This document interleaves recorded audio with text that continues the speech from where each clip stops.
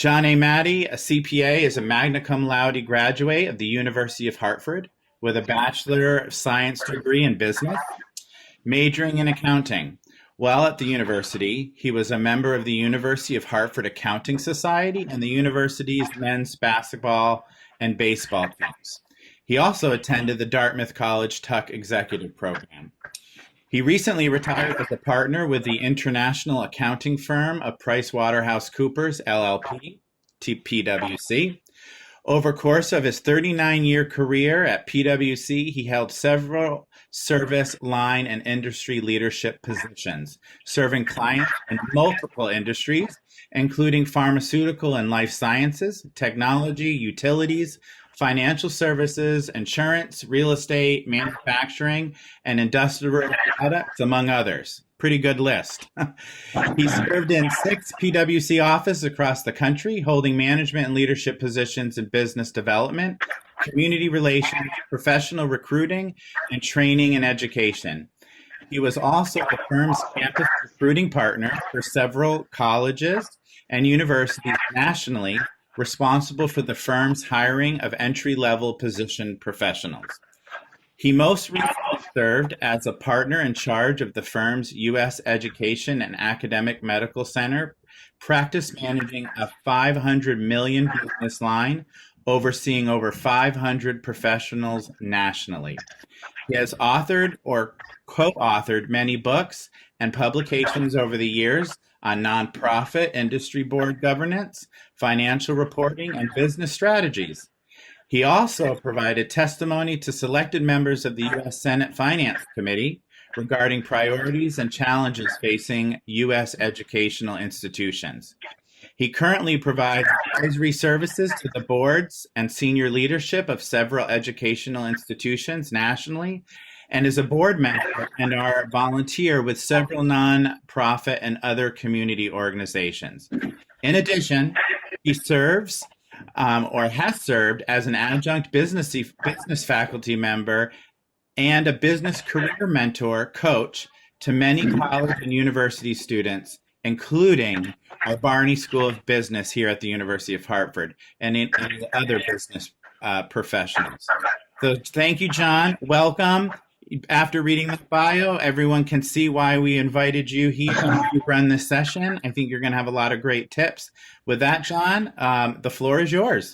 All right. Well, thank you. Thank you, Matt, and thank you for the very generous introduction. I really feel very fortunate and privileged to come back to the university after all these years and share some perspectives and points of view on interviewing and how to manage your career and how to manage the interview process.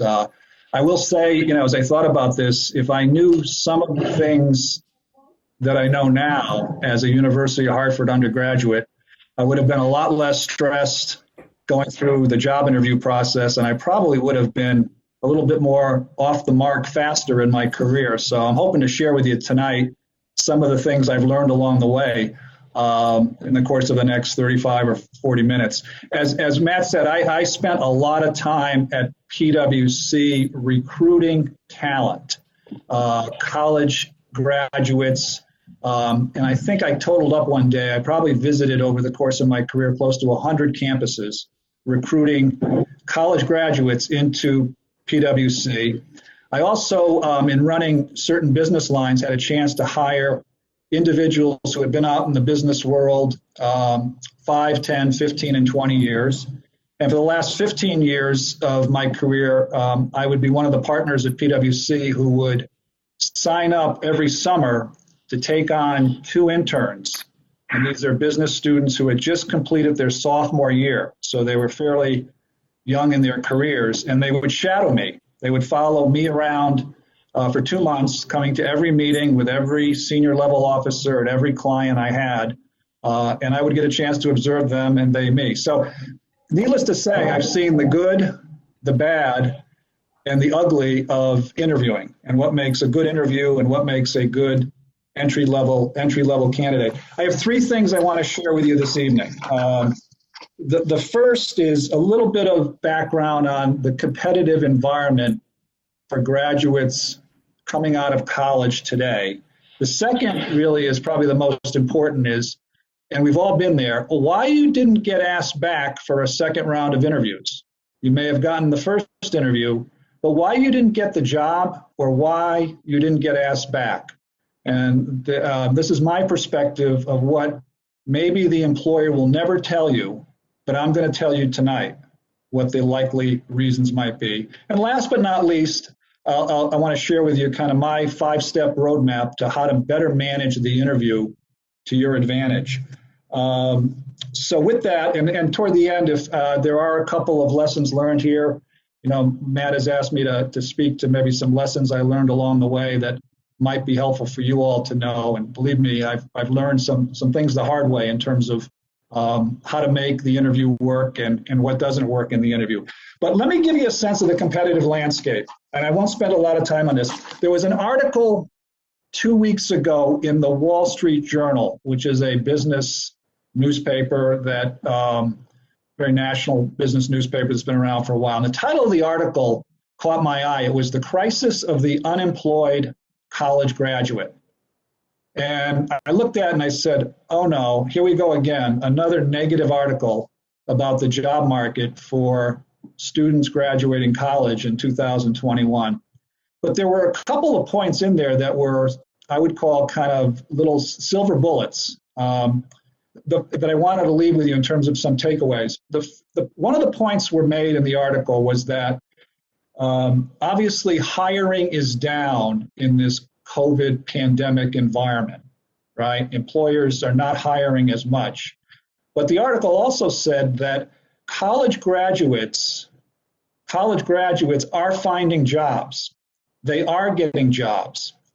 And this is the one important takeaway from the article. The students who are getting offers are getting hired by employers for their skill, not their degree. Let me repeat that.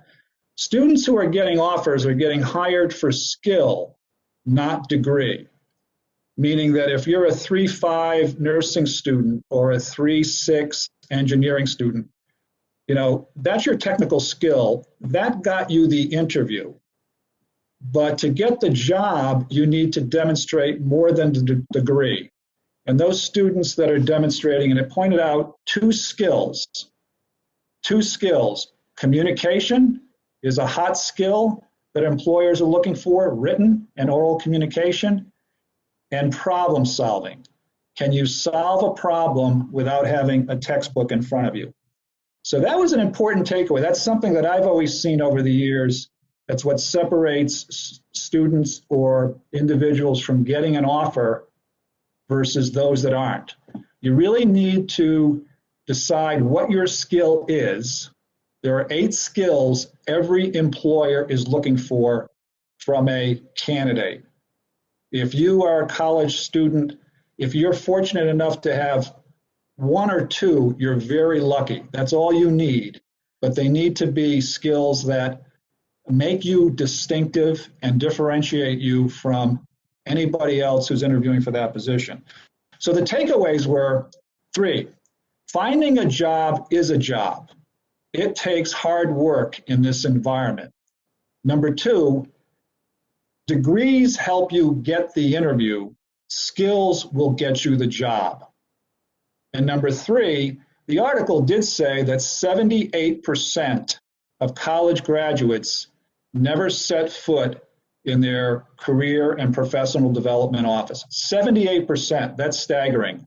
So I would say, and this is a plug for Matt Blocker, Glenn, you've got to get over to Career Services. They have a tremendous amount of resources. And when I hear a statistic like that, I say, no wonder many students are frustrated because they're not getting the support they need. So that's a little bit about the competitive landscape. What I want to move into next is the substance of really what I want to talk about this evening.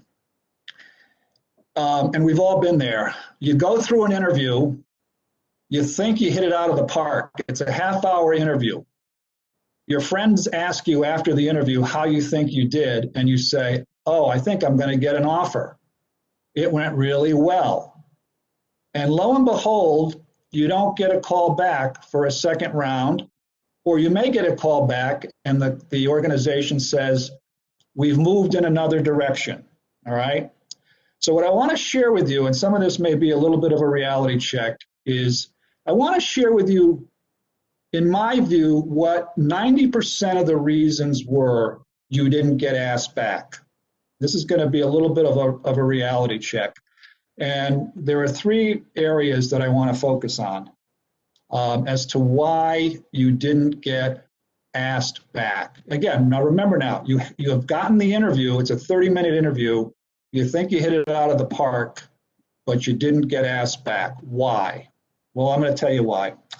Number one, you had no game plan for the 30 minutes. You just showed up for the interview and was going to respond to questions you got. That's the wrong way to approach an interview. You have to have a game plan going in. I tell candidates all the time, if you've spent 4 hours putting your resume together, you need to spend 20 hours preparing for the interview. Interviewees do not prepare for the interviews. You should spend 4 to 5 times the level of time it took you to prepare your resume in preparing for the interview. So you need to really invest time in rehearsing and preparing for the interview. Now, what are you going to rehearse? You should not walk into the interview without knowing the 1 or 2 skills you want to bring to life somewhere in the course of the half-hour conversation. You cannot go into that half-hour interview without knowing what you want to emphasize in terms of your skills. All right? So that's the second point. What is your brand? Your point in the interview is you want to bring that resume to life. Now, here's a little bit of a pet peeve, and it's a subject for another day. I used to toss out resumes from candidates when I saw words, bad words. I called them the bad words of resumes. They're not the best words. In fact, many big companies and big organizations use bots, robots now, to scroll resumes for these words. And if they see these words, they put them in the circular file. You know what that is, the wastebasket. These are the bad words you should never have on a resume. Participated, assisted, received, completed, organized, handled, filed. Those are task words. They're not skill words. I would always want to see on a resume words like developed, analyzed, managed, coordinated, presented. Those are skill words. You want those words on your resume because you want to bring them to life with an experience in the course of the half-hour discussion, all right? So what the interviewer is looking for that you may not know is they need to leave the interview and go to their boss after the interview and say, why should we hire Matt? And they need more than to say, Matt is a good guy, he could work with us. They need a story around your competency. So you need to give that interviewer the story. They need to be able to say, you know, Matt worked 40 hours a week at Target while going to school, and he improved customer complaints by 20% over the course of a 2-week period. You need to share with the interviewer a story like that. Or, you know, Brittany worked in her internship and she told me a story about how she used Excel and other Access databases to reduce manual effort to complete a task, and her boss was really ecstatic about that. That interviewer needs to hear that story from you. You need to sell that interviewer around your competency. If you don't, you're not going to get asked back. So you got to think skill, experience, and then value. So the number one reason you're probably not going to get asked back for a second round or get the offer is you didn't prepare for the 30-minute interview, all right? Reason number two, you overdosed the interviewer on warmth. You just bowled them over on warmth. What does that mean? Well, most good interviewers will say they could tell within the first 3 minutes, within 90% confidence, whether they're going to ask the person back for a second round of interviews or make a job offer. I used to have it down to about 3 minutes, and I would look for two things. warmth and competency. Warmth is, could I see this individual working in my company and within my organization? Can they get along with my team? Do they have a good personality? Do they have a good manner about them, right? This is all the soft stuff, you know. You can get that pretty quickly by meeting someone for the first time. The second is a little bit more difficult. Competency is, can I trust this individual to deliver when I need a task done? Would they deliver quality, right? That's a little bit tough to measure. That gets back to your skill. So I want to spend the rest of the 28 minutes making sure I'm comfortable that you're competent. So you as an interviewee need to help me, this gets back to the point I made earlier, need to help me demonstrate to me and show me your skill that you're competent. Are you a good problem solver? Show me that. Tell me where you've done that. Are you a good leader? Are you a good communicator, right? I want to see competency. Tell you a story on this. I have a partner of mine at PwC who called me 6 months ago, 5 or 6 months ago. Can you talk to my daughter, Julie? Julie is a actuarial science major graduating this May from a college in Massachusetts. And she had her heart set on working for a company in the actuarial science, a firm in the actuarial science division. She was so distraught, she did not make it past the first interview. So my partner friend said, can you talk? I know you do a lot of work with students. Can you talk with my daughter and console her? Well, I called Julie and she was in tears. She was crying. She really had her heart set on getting asked back for a second round of interviews. And since she's graduating in this May, she wanted a job offer. I said, well, tell me about the interview. How did it go? She said, well, I met with a manager on the professional side, and I thought it went really well. I said, well, what did you talk about? She said, we talked about Japan. I said, what do you mean you talked about Japan? She said, well, I did a study abroad in Japan when I was a sophomore, and this manager had done a 2-year secondment in Japan with the business he was in, and we shared stories about the culture, the restaurants, we went to the museums, the people. And I said, well, how long did you do that? She said, oh, we talked for a half hour. I said, you did? I said, you overdosed him on warmth.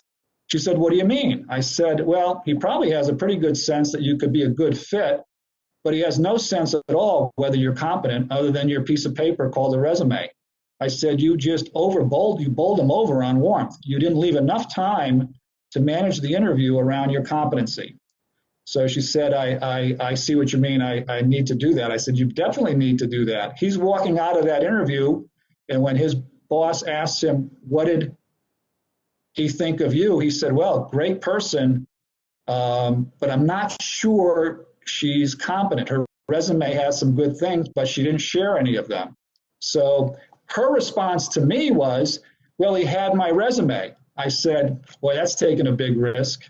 He was looking for you to bring your resume to life. So she didn't bring her resume to life. The third reason, right? And each of these reasons, probably you're not going to get an answer from the organization as to why they didn't bring you back. But the third reason is you showed no passion in the interview, that you really wanted the job. There was no passion, right? Worse yet, you showed off your don't care attitude. I call it the don't care signals, right? You showed the interviewer your don't care signals. You may not even know what the don't care signals are. You probably don't, but they're there. You're not doing this purposely, but they come across. And in a competitive hiring environment, this interviewer will see very clearly the don't care signals. What are they? What are they? Well, first of all, you don't smile. You don't look up. You don't look someone in the eye.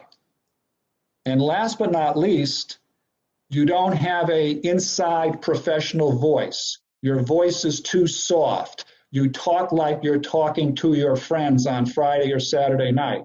You don't talk with a clear, loud, professional voice.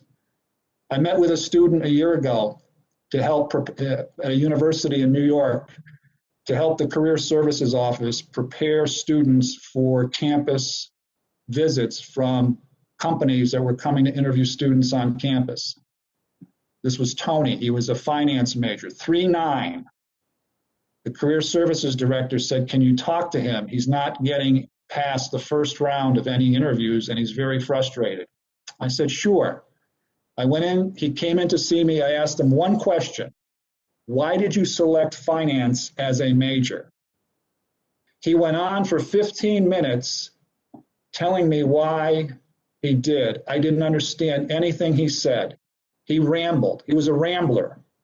His professional voice was a rambling voice. It went everywhere but to the point. I stopped him and I said, Tony, what type of firms have you been interviewing with? Well, I've been interviewing with venture capital, private equity firms. I said, no wonder you haven't gotten any interviews past the first round. Interviewers there want concrete, crisp answers. They don't have patience for a rambling. You need to work on your voice, and you need to be crisp, concrete, and to the point. Okay?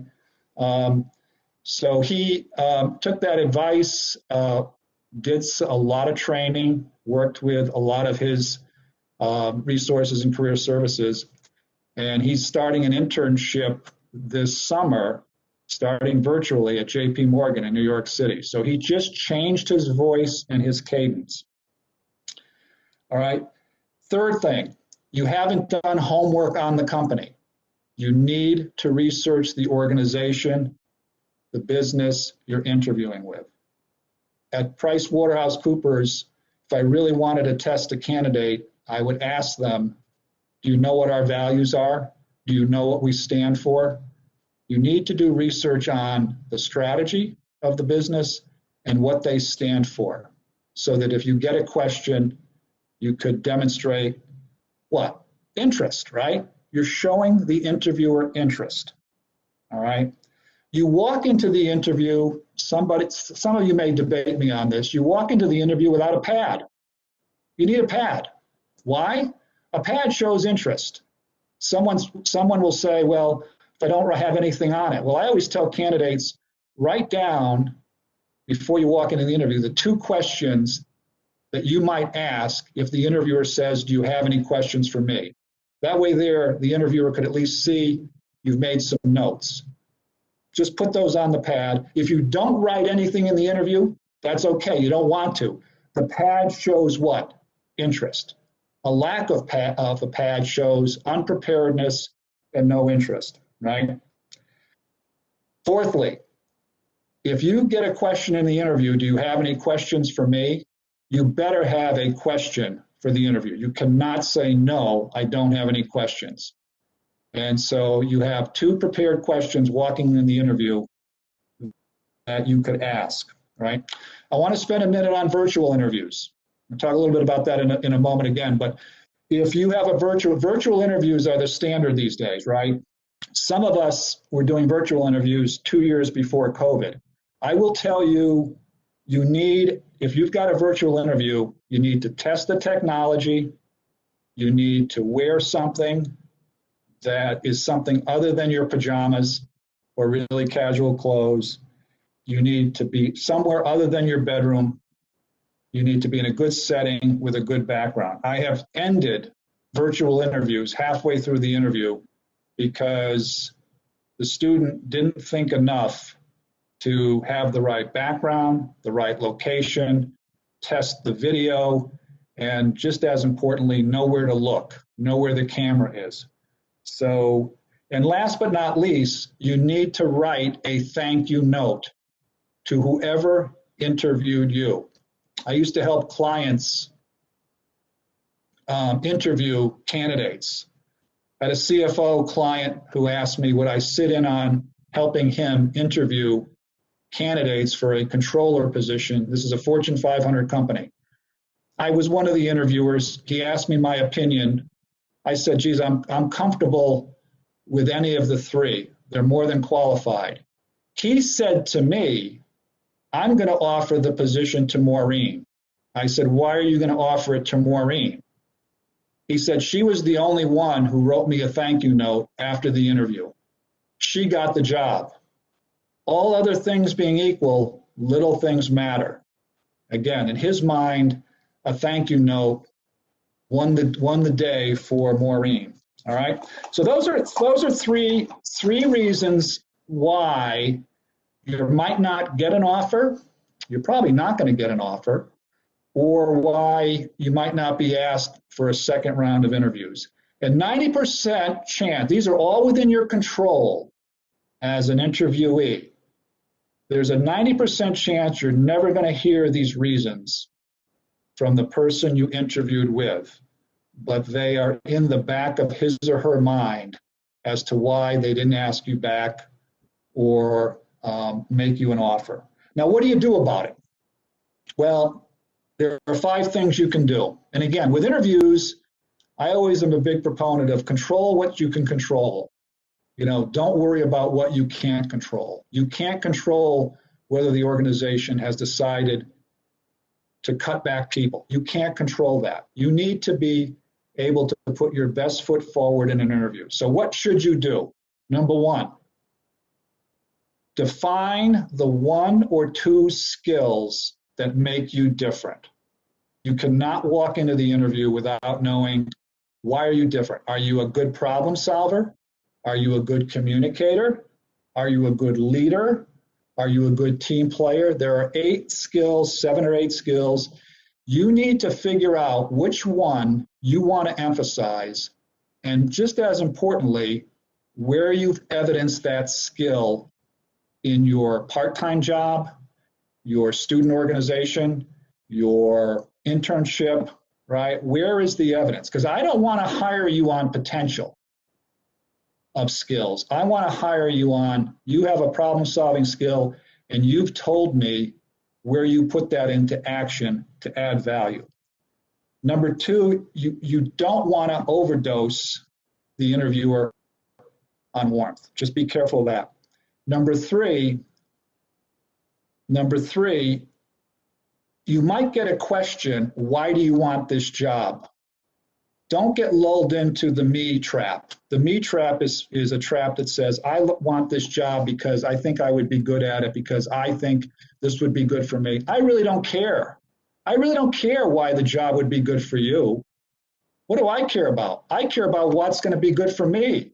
You need to show me again why you're the best choice, and I would be willing to make an investment in you. All right? So you need to really work on the answers to these questions. Number 2, rehearse. Get a friend, get a relative, get a classmate, get a professor, whatever. Get someone in career services. You need to rehearse a long time how you're going to present the skill in a story. You need to rehearse answers to questions you're likely going to get, right? Standard, I call them canned questions you may get. You need to rehearse your body language, your voice, your eye contact, right? You need to rehearse all of this. And in a virtual environment that we're all in right now, you need to test the technology before the interview. You need to have a room that doesn't have unnecessary background pictures or other things. You need to wear clothing that is conducive to the interview. You need to avoid what I call the tennis match. There's a delay, obviously, when you're talking to somebody in a virtual environment.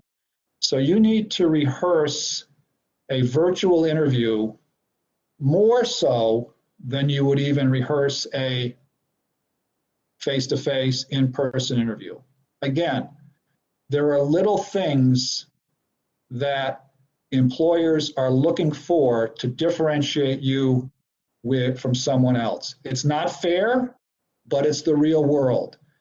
if your technology goes down because you haven't figured out how to access the virtual interview, all other things being equal, if there's 10 other candidates, you're going to be number 10. I'm going to tell you right now, little things matter. Okay, so rehearse, rehearse, rehearse. Number 3, tap into the alumni network.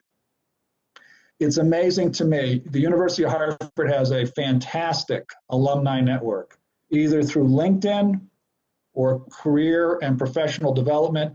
Find out before your interview who works at the organization, and don't be shy about calling them, even if you don't know them, to tell them you're interviewing and ask their advice. Tap into the alumni base. They may not be decision makers, but they could be influencers to help you get the job. Number 3, or number 4, depending on how you're counting of this 5-step process, bring a notepad and a business card to the interview and make sure you have questions ready. If asked, do you have any questions for me? Right? And we can talk, if you want, there's a whole other module we do on type of questions you should ask if you get that as a question, right?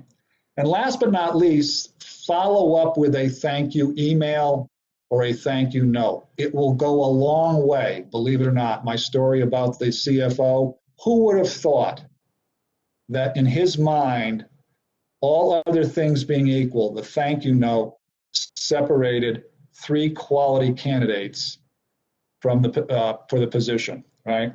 So you want to prepare. Preparation will not go unnoticed by the interviewer. You want to be confident. This is your time. You want to tell the interviewer why you're different. You need to go in with that story. Why are you different? And not be shy about giving them an example of your skill that makes you different and how you evidenced it in an organization, a volunteer activity, a part-time job, a full-time job. This is your time to shine. Don't be shy, because even though it's very difficult now because of this pandemic, as the Wall Street Journal article said, and I can tell you from my own personal experience, skills matter. Students and other individuals who are out looking for jobs are getting jobs. You just need to know what to emphasize once you get the interview. Once you get that interview, you need to demonstrate your skill, and the skill that you should not leave that interview after the half hour without that employer knowing that you have that skill. If you've left that interview and that employer does not know, that you're a good person who could work in that environment, and you'll demonstrate that by your body language, your eye contact. But if they don't know you're competent, if they have to rely on the resume, they're not going to ask you back. You need to excite them about your skill, not take over the interview. That's not what I'm saying, but be prepared to answer a question or to insert as part of the conversation your competency and skill, and you're going to be just fine. Okay, a couple things before we go into questions here. Matt, I think a couple lessons learned that stood with me that I'll just share. I was a student junior at the University of Hartford. I never forget this, taking a political science class in Hillier. And I wanted an A in the class, but I got a B-. I aced every test, and I was really, really frustrated. I was kind of a geek back then, still am, but I wanted the A. I went and I approached the political science teacher and I said, look, I've attended every class, I aced every test. Why did I get a B-? And he looked at me and he said, yes, you did, John, but you didn't participate. You didn't ask any questions. Yes, you answered a question when I called on you, but you weren't an active participant. You didn't show an interest in the class. I always remember that because when I started work, I made sure that if I was asked to a meeting or asked to participate, I actually did participate and raise my hand. It showed interest. In his mind, he took me down a grade because I didn't demonstrate interest. Much like an interviewer might take you down, interest matters, right, in an interview. The second thing I'll mention is after 3 years of work, I didn't get promoted to the next level with my class. I was very disappointed. What I learned was I wasn't seeking out the most challenging assignments. This is after 3 years. I think I was in my mid-20s. But most importantly, I didn't have a mentor looking out for me. So for those of you that are in organizations or just entering an organization, try to find a mentor, someone who could advise you, who could consult with you, who has your back at the right time. So there's a couple of points that kind of tie to more career management, but may help too in terms of how you think about approaching the interview. So Matt, I think we're done with the formal part of this. I guess I'll pause here and see if there are any questions or comments. Well, great. Thank you, John. That was really excellent. Thank you for some of those great tidbits. I think they're extremely helpful. We definitely do have some questions in our Q&A area that Brittany will bring in. But I want to ask you one question for me personally that we kind of have discussions on and are looking nationally at current trends and best practices with interviewing. But it is the thank you note. And all the search committees I've sat on, I do agree with you. Sometimes it comes down to the thank you note.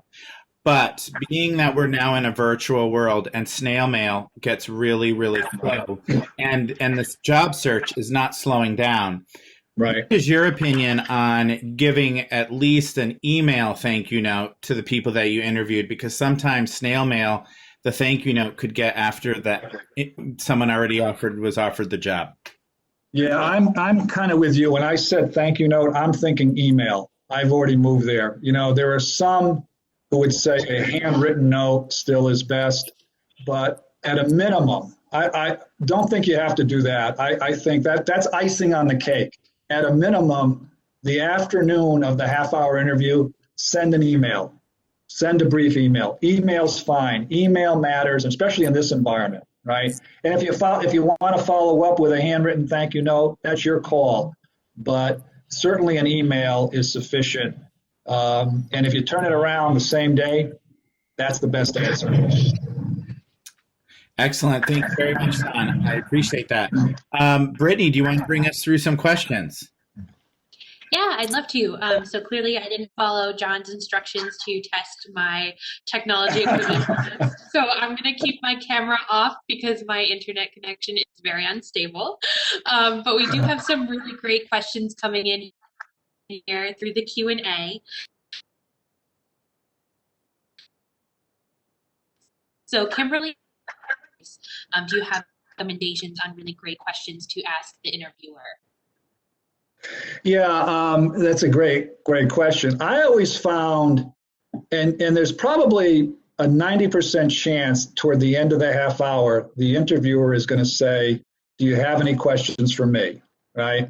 And I always found the best question is the open-ended question, not the yes/no question.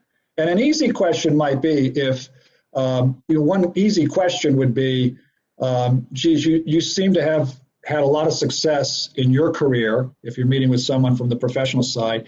Can you tell me what the 2 or 3, critical factors were that have contributed to your success?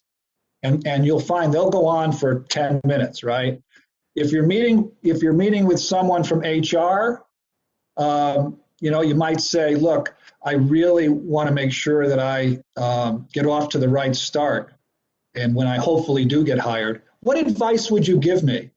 When I first get hired to advance very quickly my first year, what advice would you give me, right? So all you need is 1 or 2 very open-ended questions, and you'll find that the interviewer will just take it in many directions, right?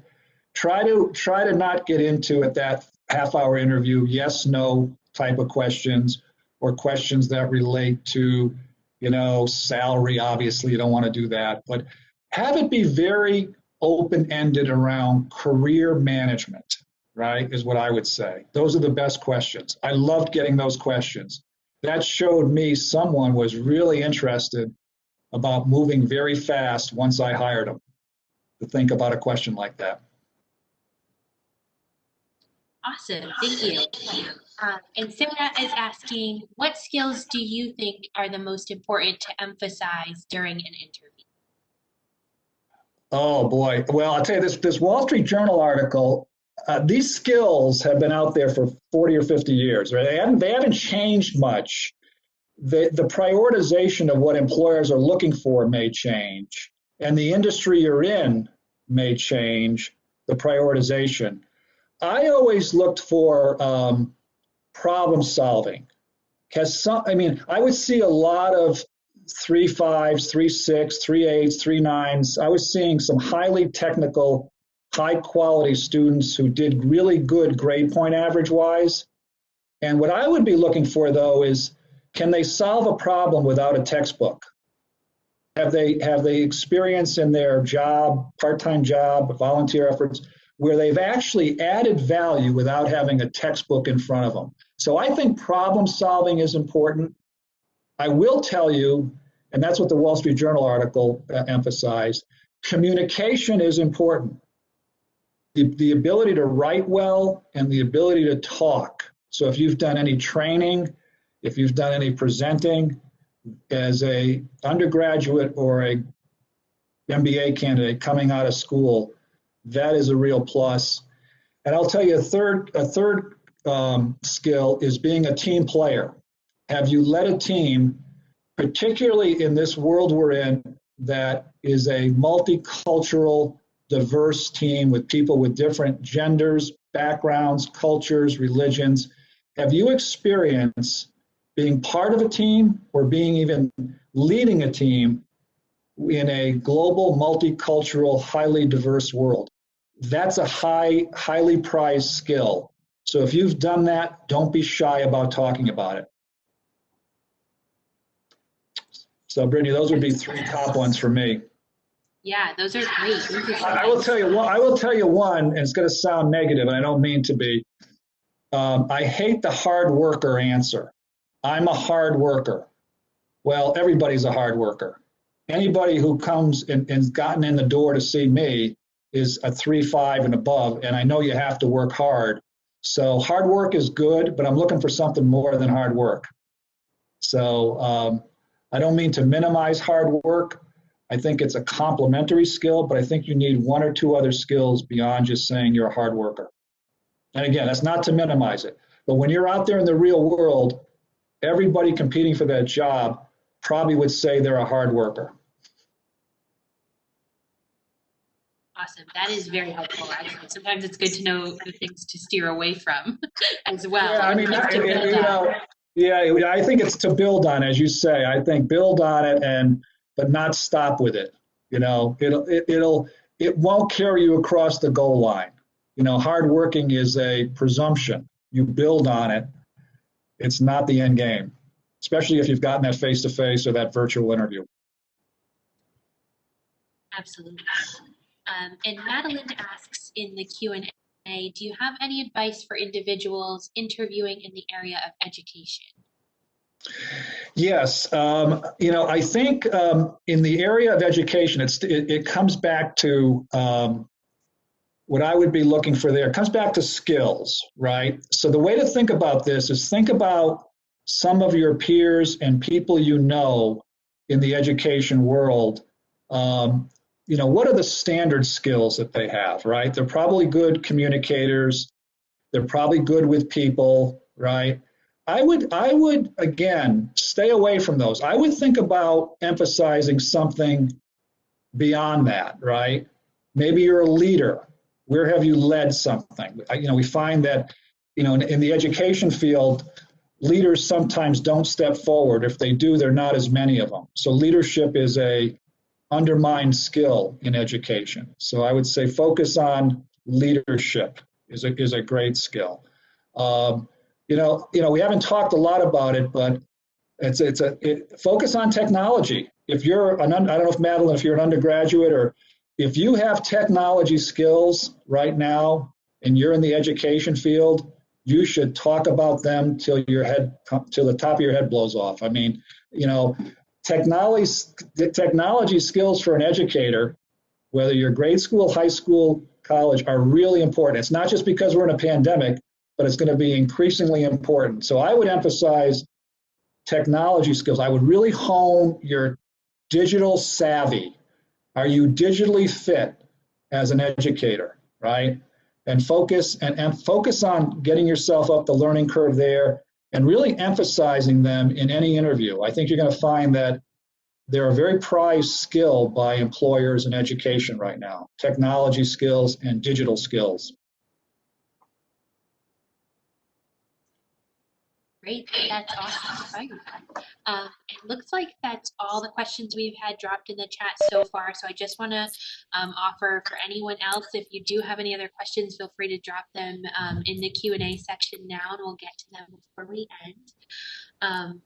One of the questions that I had for you, John, you were talking a little bit about, being a really professionally spoken person, feeling confident, sounding confident. Do you have any advice for people that doesn't come naturally to? Like, how do you get to that point where you sound confident and it doesn't feel fake? You're talking to somebody who, if I knew that was important when I graduated from the University of Hartford, I would have spent more time getting myself confident. I was not confident, right? And what I found over the years is it's a great question. The way to get confident is to rehearse the answers to the questions you'll get. The more you rehearse, the more confident you will get. And you're going to have to do a little bit of self-psyching here. I used to do this myself. I used to say, I'm the best communicator because I've done A, B, C, and D. And I'm darn proud of that, right?